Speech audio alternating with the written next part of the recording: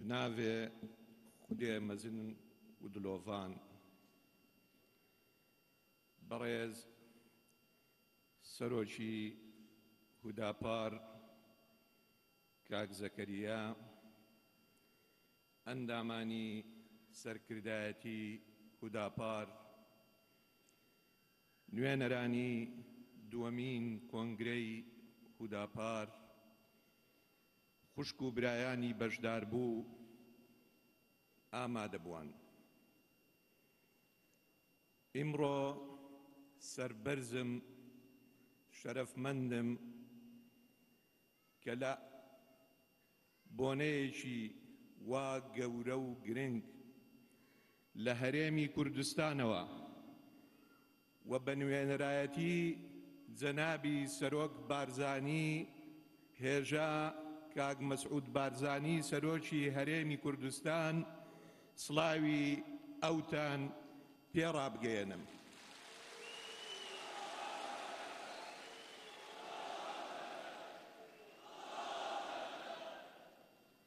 هەروەها بەناوی ئەندامانی مەکتەبی سیاسی پارتی دیموکراتی کوردستان و ئەندامانی سەرکردایەتی و بەناوی تێکڕای گەلی کوردستانەوە سڵاوی برایەتی و ئاشتیتان پێڕابگەێنم.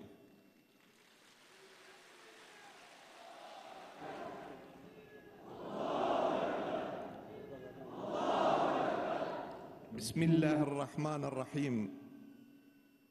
يا أيها الناس إنا خلقناكم من ذكر وأنثى وجعلناكم شعوبا وقبائل لتعارفوا إن أكرمكم عند الله أتقاكم إن الله خبير عليم. لم آية قوريدا خداي قورد فرميت إيما إيومان بەژن و بە پیاو، بەنێر و بەمێ دروست کرد و ئێوەمان کردە تیرە و هۆز و عەشیرەت و قەبائیل و گەل و لە چەند ملەتێک بۆ ئەوەی یەکتر بناسن و کەستان فەرقتان لەگەڵ خەڵکی تر نییە و ئینە ئەکرەمەکم عیند الله ئەتقاکم. گەورەترینتان، کەریمترینتان، ئەکرەمتان، باشترینتان ئەو کەسەیە کە خودا دەناسێ. عند الله ئەتقاکم إن الله خبير عليم. بۆیە من لێرەدا ئەو مناسەبەتە ئیستیغلال دەکەم بەوەی کە نە ڕۆژێک لە ڕۆژان نە عەرەب کە پێغەمبەری خودا خاتەم النەبیین محەممەد صلی الله عليه وسلم کە لە ناو عەشیرەتی قوڕەیش بوو بە پێغەمبەری خودا، نە عەرەب، نە تورک، نە فارس، نە کورد، کەسیان لە کەسیان باشتر نییە، کەسیان خەلیفەی خودا نییە لەسەر زەوی، تەنها ئەوە نەبێ کە خودا پەرستی بکە. خودا پەرستیش خزمەتکردنی ئینسانیەتە. بۆیە لەو ئاەتەوە باشترین شت ئەوەیە کە ئێمە برایەتی و تەبایی و خۆشەویستی بپارێزین و هەموومان خزمەتی ئینسانیەت بکەین، لەبەر ئەوەی ئیسلام دینی ئینسانیەتە، دینی خزمەتکردنی ئینسانیەتە، بەیەکەوە ژیانە، برایەتیە، نەک خۆفەرزکردنە. بەڕێزان، هەمووتان دەزانن کە ئیمڕۆ بەداخەوە بە ناوی ئەو دینەوە چ کارەساتێک بەسەر ئینسانیەت داهاتووە کە خەڵکانێک دوور لە قیەم و لە ئەخلاقی ئیسلام و دینی ئیسلام ئیستیغلالی ئەو دینە دەکا بۆ ئەوەی کورسیەکەی خۆی و مەفاهیمی خۆی و ئارمانجی خۆی و ئەهدافی خۆی تەحقیق بکە. بۆیە ئێمەی کورد دەبێت لە هەموو کەس زیاتر و جوانتر و باشتر لە دینی ئیسلام تێبگەین بۆ ئەوەی بتوانین ببینە نمونەیەکی زۆر جوان لە بۆ خزمەتکردنی ئینسانیەت. لەبەر ئەوەی دینی ئیسلام بۆ خزمەتکردنی ئینسان و پاراستنی ژیان و ئازادیەکان بووە. دینی ئیسلام دینی ئازادیەکانە. بسم الله الرحمن الرحيم. الذين يستمعون القول ويتبعون أحسنه أولئك هداهم الله وأولئك هم أولو الألباب. واتە دینی ئیسلام گوێگرتنە لە هەموو مەفاهیم، لە هەموو ڕایەکان، لە هەموو قسەکان، و هەڵبژاردننی باشترین قسەیە کە خزمەتی هەموومان بکە. بۆیە تاچی کورد، تاچی کوردستان، ئەوانەی کە پەیڕەوی هەموو مەفاهیمە ئینسانیەکان دەکەن و بە تایبەتی دینی ئیسلام دەبێت جوانترین نمونەی ڕەوشت و ئەتکار و تەسەڕوفات و ئەخلاقی بەرز بن.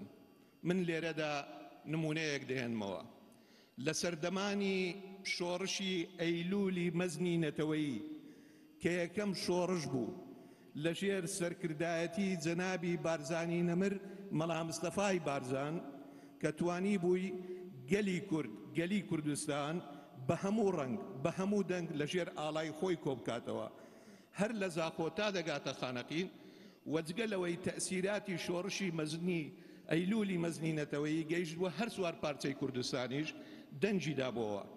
ڕۆژێک کە لەگەڵ بەرپرس و سەرکردەکانی شۆڕشی ئەیلول کۆبووەوە داوای لێکردن کە ئەوان دەرگاکانیان بکرێتەوە، لەبەرەوەی دەرگا داخستن شتێکی خراپە. و نمونەیەکی بۆ هێنان گوتی خودای گەورە لە قورئانی گەورە بە پێغەمبەری خۆی دەفەرموویە ئینەکە لەعەلا خولوق عەظیم.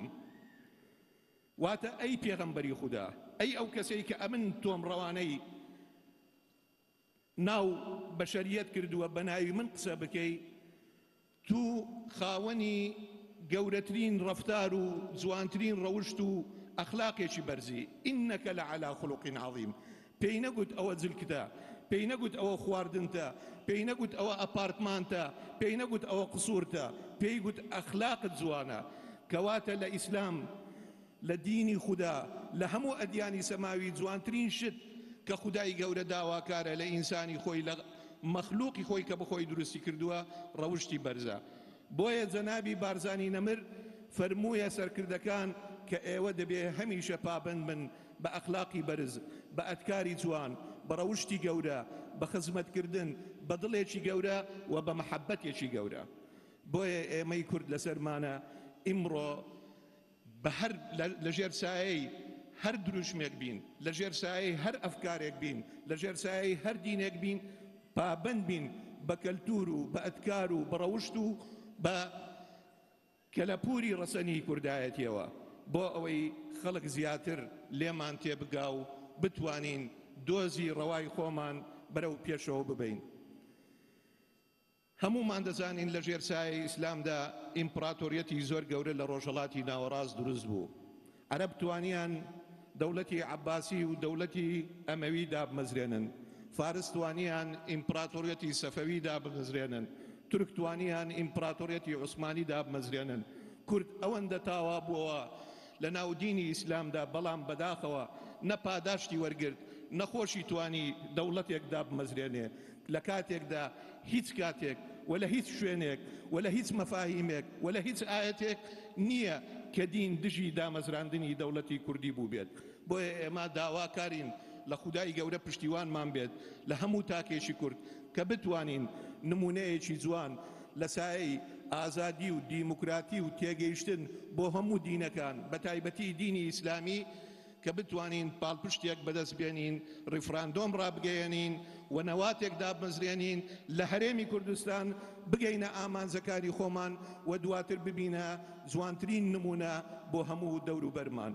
ئێمە وەکو پارتی دیموکراتی کوردستان و جەنابی سەرۆک بارزانی هەمیشە تەئکید لەوە دەکاتەوە بڵێ بۆ برایەتی، بڵێ بۆ ئاشتی، بڵێ بۆ ئاشتی، بڵێ بۆ ئاشتی، بۆ پرۆسەی ئاشتی، بۆ برایەتی، بۆ پێکەوە ژیان، بۆ ئەوەی ئێمەی کورد لەگەڵ عەرەب، لەگەڵ فارس، لەگەڵ تورک وەکو برابین و هەموومان بەش بین لە هەموو ماف و ئەرکەکان و بتوانین بگەینە داوای ڕەوای خۆمان لە کاتێکدا ئێمە هەمیشە تایبەتمەندێتی و خصوصیەتی هەر چوار پارچەی کوردستانمان لەبەر چاو گرتووە، ئەوەی پشگیری لێ دەکەین پرۆسەی ئاشتیە، برایان بە هەموو قەناعەتەوە دەڵێین بەداخەوە کە ئیمڕۆ نیگەرانیەک، ناخۆشیەک ڕووی لە کوردستان کردووە، چ لە هەرێمی کوردستان کە متەمەسیلە بە داعش، چ لە نەو ناتێگەیشتنەی کە بەداخەوە پرۆسەی ئاشتی لە سەرانسەری تورکیا ڕاگرتووە داواکاری هەنجارێشتر ئەو پرۆسەیە بەرەو پێش بچێت